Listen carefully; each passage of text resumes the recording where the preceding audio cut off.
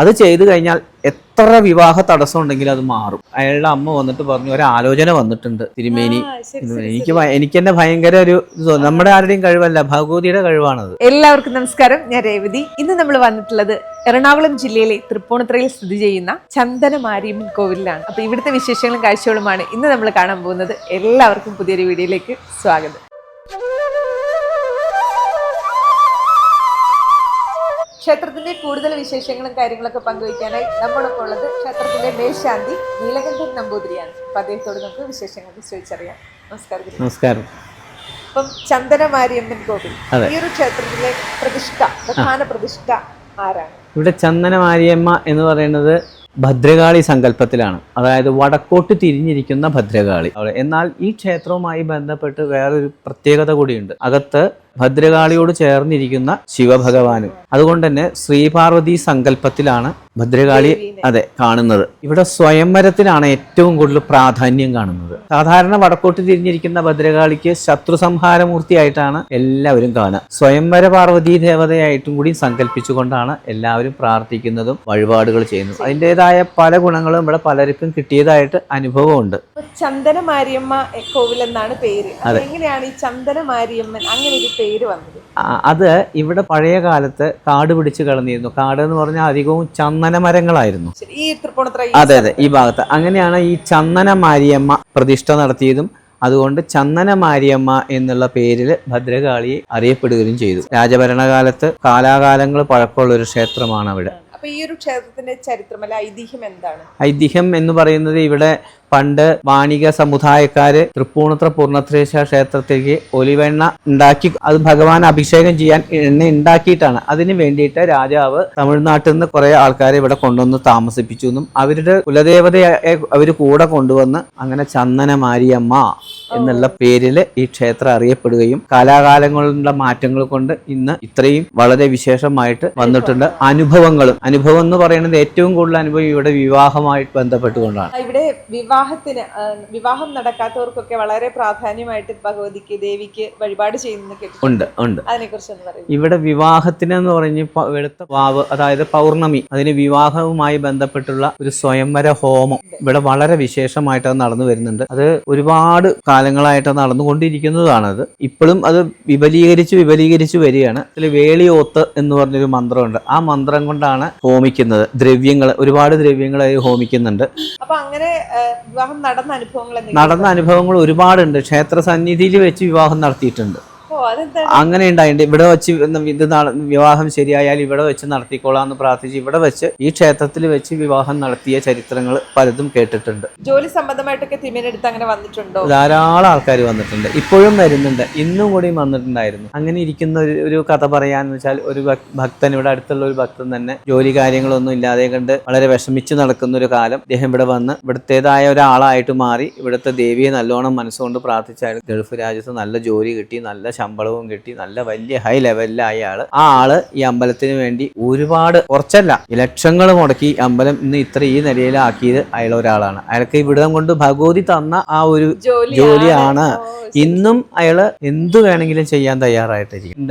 ദേവിയുടെ അടുത്ത് വന്നിട്ടാണ് അദ്ദേഹത്തിന്റെ ആ ഒരു ജീവിതത്തിൽ ആ ഒരു വലിയൊരു വഴി തുറന്നത്. അതെ, ഇവിടെ വന്ന് പലർക്കും അനുഭവം ഉണ്ടായിട്ടുണ്ട്. അത് പറയാതെ പറ്റില്ല. കർമ്മഫലം എന്ന് പറയില്ല, കർമ്മഫലം നമ്മൾ എങ്ങനെയാലും അനുഭവിക്കണം. നമ്മൾ ചെയ്ത കർമ്മം നമ്മൾ തന്നെ അനുഭവിക്കുന്നത്. അതിന്റെ ദുരിതങ്ങളെല്ലാം നമ്മൾ കണ്ടത് മാറ്റും. ദേവിയിൽ നമ്മൾ വിശ്വാസം കൊടുത്ത് വേണ്ടതായിട്ടുള്ള വഴിപാടുകൾ ചെയ്ത് ആ ദുരിതങ്ങൾ മാറ്റിയിട്ട് അവർക്ക് എല്ലാ ഐശ്വര്യവും ഭഗവതി കൊടുക്കണമെന്ന് നമ്മൾ പ്രാർത്ഥിക്കുകയാണ്. ജോലിക്ക് വഴിപാടിന് ഇവിടെ പ്രത്യേക അയച്ചിട്ടുള്ള ഭഗവതിക്ക് കടുംപായസമാണ് അതിനു വേണ്ടി സങ്കല്പിച്ച് ചെയ്യുന്നത്. കടുംപായസം എന്ന് പറഞ്ഞാൽ തനി കടുംപായസം, മധുരത്തോട്, ഭയങ്കര മധുരത്തോട്, അതിമധുര പായസം എന്നാണ് പറയുന്നത്. ഭഗവതിക്ക് അത് വളരെ ഇഷ്ടമുള്ളതാണ്. അപ്പൊ അത് ചെയ്താൽ ജോലിയുടെ കാര്യങ്ങളിൽ മാറ്റം വരും എന്നുള്ളതാണ്. അതാണ് ഇവിടേക്ക് കൂടുതൽ വ്യത്യാസം. വിവാഹത്തിന് ഞാൻ പറഞ്ഞ പോലെ വേളിയോത്ത് എന്ന് പറഞ്ഞൊരു മന്ത്രമുണ്ട്. അത്രയ്ക്ക് വിശേഷമായിട്ടുള്ളതാണ് ഈ വേളിയോത്ത്. അത് ചെയ്തു കഴിഞ്ഞാൽ എത്ര വിവാഹ തടസ്സം ഉണ്ടെങ്കിലും അത് മാറും. എത്ര പ്രായവും 38-40 വയസ്സ്. ഇപ്പം മിനിഞ്ഞാന്ന് തന്നെ ഒരാൾ വന്ന് 40 വയസ്സായിട്ട് അയാൾക്ക് വന്ന് നോക്കി പറഞ്ഞു 7 ചെയ്യുമെന്ന് പറഞ്ഞു. ഇന്ന് അയാളുടെ അമ്മ വന്നിട്ട് പറഞ്ഞു ഒരു ആലോചന വന്നിട്ടുണ്ട് തിരുമേനി. എനിക്ക് തന്നെ ഭയങ്കര ഒരു നമ്മുടെ ആരുടെയും കഴിവല്ല, ഭഗവതിയുടെ കഴിവാണത്. ഭഗവതി കൊടുക്കണം. അത് വേളിയോത്തിന്റെ ശക്തി. അതാണ് അത് ഇവിടെ വളരെ പ്രാധാന്യമാണ്. വേളിയോത്ത് മന്ത്രം കൊണ്ട് സ്വയംവര പുഷ്പാഞ്ജലി അത് വളരെ വിശേഷമാണത്. ഒരുപാട് പേർക്ക് അതിൻ്റെതായ ഗുണം കിട്ടിയിട്ടുണ്ട്. തിരുമേനി, വിവാഹങ്ങളൊക്കെ ഒരുപാട് ആൾക്കാരുടെ മുടങ്ങുന്നു, അല്ലെങ്കിൽ സമയത്തിന് നടക്കാതെ വരിക, അങ്ങനെ ഒരു പ്രശ്നങ്ങൾ ഒരുപാട് ആൾക്കാർ അനുഭവിക്കുന്നുണ്ട്. തിരുമേനിയുടെ ഒരു അനുഭവത്തില് എന്താണ് ശരിക്കും അതിന്റെയൊക്കെ ഒരു പ്രധാന കാരണം? മുജ്ജന്മ ദുരിതം എന്ന് പറയും പലരും. പക്ഷേ മുജ്ജന്മ ദുരിതം മാത്രമല്ല, ജാതകദോഷം ഉണ്ട്. ജാതകത്തില് വരുന്ന ഗ്രഹങ്ങളുടെ നിൽപ്പനുസരിച്ചും വിവാഹം താമസം വരാം. മാത്രമല്ല പലരുടെയും കുടുംബത്തില് സർപ്പങ്ങൾ ഉണ്ടാവും. ഈ സർപ്പദുരിതം എപ്പോഴും കുട്ടികളെ ബാധിക്കും. വിവാഹം കഴിയാതിരിക്കുന്നത് കുട്ടിയാണല്ലോ, അപ്പൊ ആ കുട്ടികളെയാണ് സർപ്പദുരിതം ബാധിക്കുന്നത്. അപ്പൊ ഈ സർപ്പസംബന്ധമായ ദോഷങ്ങൾ കാരണം, ദുരിതങ്ങൾ കാരണം വിവാഹം മുടങ്ങിയിട്ടുള്ള ഒരുപാട് കേസുകൾ എൻ്റെ അറിവിൽ വന്നിട്ടുണ്ട്. ഇപ്പൊ സർപ്പദുരിതത്തെ ആവാഹിച്ച് ഇന്ന സ്ഥലത്തേക്ക് കൊണ്ടുപോകാന്ന് പറയും. സർപ്പം ഒരിക്കലും ഒരു ഭൂമിയിൽ നിന്ന് പോവില്ല. അത് എവിടെയാണോ ആ സർപ്പം ഇരുന്നിരുന്നത് അവിടെ തന്നെയാണ് ആ സർപ്പം. അവിടെ നിത്യം ആരാധിക്കുക എന്നുള്ളതാണ് അതിനുള്ള ഒരു പരിഹാരം. അത് ചെയ്താൽ തന്നെ ഒരുപാട് വ്യത്യാസങ്ങൾ വരും. ഈ വിവാഹം മുടക്കം വരാനും വിവാഹം നടക്കാതിരിക്കാനും നടന്ന വിവാഹങ്ങൾ തമ്മിൽ പിരിയാനും ഒക്കെ സർപ്പദുരിതം ഒരു കാരണമാണത്. തിരുമേനി, ചന്ദനമാരിയമ്മൻ കോവിലില് നമ്മള് ശിവപാർവതി അങ്ങനെയും നമ്മൾ പ്രാർത്ഥിക്കുന്നുണ്ട് ദേവീനെ. അപ്പം ഇവിടെ നമുക്ക് ഈ വിവാഹം കഴിഞ്ഞിട്ടൊക്കെ ഒരുപാട് ആൾക്കാരാണ് പിരിഞ്ഞു താമസിക്കുന്നവരും പ്രശ്നങ്ങളൊക്കെ ആയിട്ട് ഇപ്പോഴത്തെ കാലഘട്ടത്തിൽ പ്രത്യേകിച്ച് ഒരുപാട് ആൾക്കാർ അങ്ങനെ പ്രശ്നങ്ങളായിട്ട് പോകുന്നവരുണ്ട്. അവർക്കൊക്കെ നമ്മുടെ ഈ ഒരു ക്ഷേത്രത്തിൽ എന്താണ് ഒരു പരിഹാരം? ഈ ക്ഷേത്രത്തിൽ അതിനുള്ള പരിഹാരം ദമ്പതി പൂജ അത് ചെയ്യാറുണ്ട്. രണ്ട് ദമ്പതിമാരെയും ഇരുത്തിക്കൊണ്ട് അതിനൊരു പ്രത്യേക ശ്രീപാർവതി ശിവൻ ശ്രീപാർവതി സങ്കല്പത്തില് പൂജ കഴിച്ച് ആ ദുരിത ദോഷങ്ങൾ നമ്മൾ ഒഴിവാക്കാറുണ്ട്.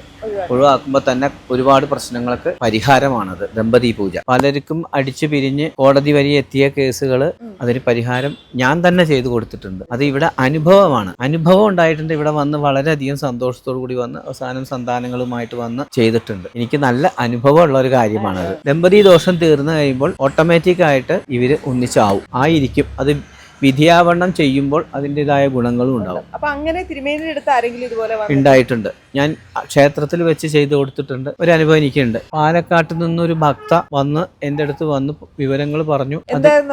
അവർക്ക് തമ്മിൽ കുടുംബ കലഹവും പ്രശ്നങ്ങളും വന്നു. സന്താനങ്ങൾ ഉണ്ടായിട്ടില്ല. അതാണ് അവരുടെ ഏറ്റവും വലിയ വിഷയം. അതുകൊണ്ട് തമ്മിൽ പിരിയേണ്ട അവസ്ഥ വരെ വന്നപ്പോൾ താമ്പൂല പ്രശ്നം വെച്ച് നോക്കിയപ്പോൾ ഇവർ തമ്മിൽ പിരിയാൻ യോഗമില്ല, ഇവർ ഒന്നിച്ചാവാനാണ് യോഗം എന്ന താമ്പൂലത്തിലൂടെ കണ്ടുപിടിക്കുകയും അതിന് പ്രതിവിധിയായിട്ട് ദമ്പതി പൂജ കഴിച്ച് സർവ്വ ദുരിതങ്ങളും അകറ്റാൻ പറയുകയും അത് കഴിഞ്ഞ് 3 മാസത്തിനകം അവർ ഒന്നിച്ചാവുകയും ചെയ്തു. അത് എനിക്ക് നല്ലൊരു അനുഭവം എൻ്റെ ജീവിതത്തിൽ ഉണ്ടായിട്ടുണ്ട്. ഞാൻ കണ്ടിട്ടുള്ളൊരു അനുഭവമാണ്. അപ്പൊ അവര് ശരിക്കും പറഞ്ഞാല് ആ ഒരു ദോഷം അവരിൽ നിന്ന് മാറി അവർക്ക് ആ ദോഷം മാറി അവർ ഒന്നായി.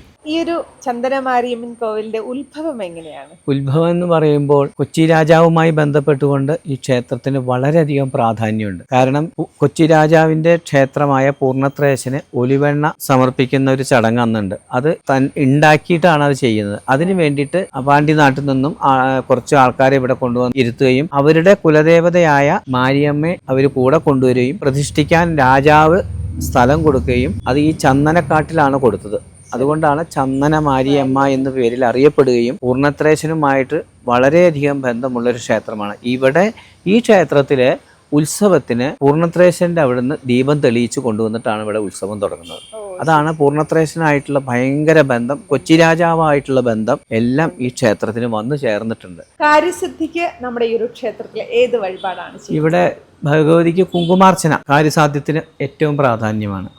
കുങ്കുമാർച്ചന. അതുപോലെ കദളിപ്പഴ നിവേദ്യം. കല്ലും നെല്ലും കദളിപ്പഴവും കൊടുത്താൽ അത് മറക്കില്ല എന്നാണ്. കല്ലും നെല്ലും ദുരിതം വരുത്തി വയ്ക്കും. കദളിപ്പഴം പുണ്യം കിട്ടാൻ ഇതിനോളം വലുത് വേറെ ഒന്നുമില്ല. ഒരു കദളിപ്പഴം നേദിച്ചാൽ ഇത്ര വലിയ പൂജയിൽ എന്ത് കുറവുകൾ ഉണ്ടെങ്കിലും ആ കദളിപ്പഴത്തിനോട് കൂടി അത് തീരുന്നുള്ളതാണ്. കദളിപ്പഴത്തിന് വളരെയധികം പ്രാധാന്യമുണ്ട്. അപ്പൊ നമ്മൾ ഈ വീട്ടിലൊക്കെ പൂജിക്കുന്ന സമയത്തും ദൈവത്തിന് കദളിപ്പഴം നിവേദിക്കാം. കദളിപ്പഴം നിവേദിക്കാതെ കഴിക്കരുതെന്നുണ്ട്. കടയിൽ നിന്ന് വാങ്ങിയിട്ട് നമ്മൾ കഴിക്കുക അത് പാടില്ല. കദളിപ്പഴം ക്ഷേത്രത്തിൽ കൊടുത്ത് നിവേദിച്ചതിന് ശേഷമേ കദളിപ്പഴം നമ്മൾ കഴിക്കാവൂ. നമ്മുടെ ക്ഷേത്രത്തിലെ നിത്യപൂജ ഉണ്ടോ? എങ്ങനെയാണ്? ഇവിടെ നിത്യപൂജയുണ്ട്. രാവിലെ ഒരു പൂജ, വൈകുന്നേരം ഒരു പൂജ, എല്ലാ ദിവസവും ഉണ്ട്. സമയം രാവിലെ 5:30 മണിക്ക് തുറന്നാൽ 10 മണി വരെ, വൈകുന്നേരം 5:30 തുറന്നാൽ 7:30 വരെ ദീപാരാധന പൂജ. അതുകൂടാതെ വിശേഷ ദിവസങ്ങളിൽ സമയ വ്യത്യാസങ്ങൾ ഉണ്ടാവും. അപ്പോൾ നമ്മുടെ വിശേഷ ദിവസങ്ങൾ ഏതൊക്കെയാണ്? വിശേഷ ദിവസം ഇവിടെ ചൊവ്വയും വെള്ളിയാണ്. അതുകൂടാതെ പൗർണമി, വെളുത്ത വാവ്, വെളുത്ത വാവിനാണ് ഏറ്റവും കൂടുതൽ പ്രാധാന്യം. ഈ സ്വയംവര ഹോമങ്ങളും സ്വയംവര പൂജകളൊക്കെ നടക്കുന്നത് വെളുത്ത വാവിനാണ്. അന്ന് ഒരുപാട് താമസം വരും, സമയ വ്യത്യാസം വരും, പൂജയുടെ ടൈം അനുസരിച്ച് വ്യത്യാസങ്ങൾ വരും. പിന്നെ അതിൻ്റെതായ പ്രസാദ വിതരണങ്ങളും എല്ലാം ഉണ്ട്. അപ്പോൾ അതിൻ്റെതായ താമസം വരും. ഉത്സവം ഇവിടെ കുംഭമാസത്തിലെ പുണർദ നാളിൽ 12 ദിവസം, എല്ലാ ക്ഷേത്രങ്ങളും 6 ദിവസം 8 ദിവസമൊക്കെയാണ് ഇവിടെ. 12 ദിവസം ഉത്സവമാണ് ഇവിടെ അതിഗംഭീരമായിട്ട്. ആ ഉത്സവം തുടങ്ങുമ്പോൾ പൂർണ്ണത്രേശൻ്റെ അവിടെ നിന്ന് ദീപം കത്തിച്ച് കൊണ്ടുവന്ന് വെച്ച് അതിലൂടെയാണ് ആ ഉത്സവത്തിൻ്റെ ദീപം തുടങ്ങുന്നത്. അതാണ് പൂർണ്ണത്രേശനായിട്ടുള്ള ബന്ധം ഭഗവതിക്ക്. അവിടുന്നാണ്, അതെ, അവിടുന്നാണ് ഇപ്പോഴും വിളക്ക് കത്തിച്ചു കൊണ്ടുവന്ന് ചെയ്യുന്നത്. ക്ഷേത്രത്തിലെ പ്രധാന വഴിപാടുകൾ എന്തൊക്കെയാണ്? പ്രധാന വഴിപാട് ഇവിടെ സ്വയംവര പുഷ്പാഞ്ജലി, സ്വയംവര ഹോമം, സ്വയംവര പൂജ, ദമ്പതി പൂജ, ഇതൊക്കെ സ്വയംവരത്തിൽ പെട്ടതാണ്. സ്വയംവരവുമായി ബന്ധപ്പെട്ട തടസ്സങ്ങൾ നീങ്ങാൻ വേണ്ടിയിട്ടാണ് ഇതെല്ലാം ചെയ്യുന്നത്. തിരുമേനി എന്ന് പറയുമ്പോൾ ദേവിയുടെ കൂടെ തൊട്ടടുത്ത് നിന്ന് പൂജിക്കുന്ന ഒരാളാണ്. പൂജിക്കുമ്പോഴുള്ള ഒരു അനുഭവം, ദേവിയുടെ രൂപം മനസ്സിൽ തെളിഞ്ഞു വരും. ദേവി പട്ടുസാരി ഉടുത്ത് നല്ല ഐശ്വര്യമായി സുന്ദരിയായിരിക്കുന്ന ഒരു സ്ത്രീയുടെ രൂപം മനസ്സിൽ നിറഞ്ഞു നിന്നുകൊണ്ടാണ് നമ്മൾ പൂജ കഴിക്കാറ്. അതുകൊണ്ട് തന്നെ ഒരു ഭദ്രകാളിയാണെങ്കിൽ പോലും ഭദ്രകാളിയുടെ സങ്കല്പത്തിൽ നമ്മളെ കാണിച്ചു തരാറില്ല. കാരണം അത് കാണാനുള്ള ശക്തി നമ്മുടെ കണ്ണുകൾക്ക് ഇല്ല എന്നുള്ളതാണ്. അതുകൊണ്ട് ഭഗവതി സുന്ദരിയായിട്ടുള്ളൊരു കുട്ടിയായിട്ടാണ് നമ്മുടെ മനസ്സിൽ തോന്നാറ്. നല്ലോണം മനസ്സ് ഉരുകി പ്രാർത്ഥിച്ച് കണ്ണടച്ച് ചെയ്താൽ നമ്മുടെ ഉൾക്കണ്ണുകൊണ്ട് നമുക്ക് ദേവിയെ കാണാൻ സാധിക്കും. കാരണം നമ്മുടെ കണ്ണുകൾക്ക് ആ ശക്തി കാണാനുള്ള ശക്തിയില്ല. ക്ഷേത്രത്തിൽ നമ്മൾ സമർപ്പണം തന്നെയാണ്. നമ്മുടെ ആത്മാവ്, നമ്മുടെ ശരീരം വരെ നമ്മൾ അവിടെ സമർപ്പിക്കുകയാണ്. നമ്മുടെ ശരീരം കൂടി നമ്മളവിടെ സമർപ്പിക്കുമ്പോൾ നമ്മളെ ബന്ധപ്പെട്ടിട്ടുള്ള എല്ലാ ദുരിതങ്ങളും നീക്കാൻ ആ ദേവി നിയോഗിയാണ്. അത് ചെയ്തിരിക്കും. നമ്മുടെ ഈ ഒരു ക്ഷേത്രത്തിലേക്ക് വരേണ്ടത് എങ്ങനെയാണ്? വഴി തൃപ്പൂണിത്തുറ റെയിൽവേ സ്റ്റേഷന് 3/4 കിലോമീറ്റർ കഷ്ടിയുള്ളൂ ഈ ക്ഷേത്രത്തിലേക്ക്. നടന്നു വരാനുള്ളൂ. മെട്രോ സ്റ്റേഷൻ തൃപ്പൂണിത്തുറയിൽ നിന്നാണ് മെട്രോ സ്റ്റേഷൻ സ്റ്റാർട്ടിങ്. മെട്രോ സ്റ്റേഷനും റെയിൽവേ സ്റ്റേഷനും അടുത്തടുത്താണ്. അവിടെ ഇറങ്ങി 3/4 കിലോമീറ്റർ നടന്ന് എത്താവുന്ന ദൂരേ ഉള്ളൂ. ഓട്ടോറിക്ഷ സൗകര്യങ്ങളെല്ലാം ഉണ്ട്. പൂർണ്ണത്രേശ ക്ഷേത്രത്തിനോട് അടുത്താണ്, ഹിൽ പാലസിനോട് ചേർന്നാണ്. എല്ലാം അടുത്തടുത്താണ് ഈ ക്ഷേത്രം. വലിയ ദൂരമൊന്നുമില്ല. ചന്ദന മാരിയമ്മൻ കോവിലിലെ വിശേഷങ്ങളും കാഴ്ചകളുമാണ് ഇന്ന് നമ്മൾ കണ്ടത്. പുതിയ ക്ഷേത്രത്തിലെ വിശേഷങ്ങളും കാഴ്ചകളുമായി നമുക്ക് വീണ്ടും കാണാം. അതുവരയ്ക്കും നന്ദി, നമസ്കാരം.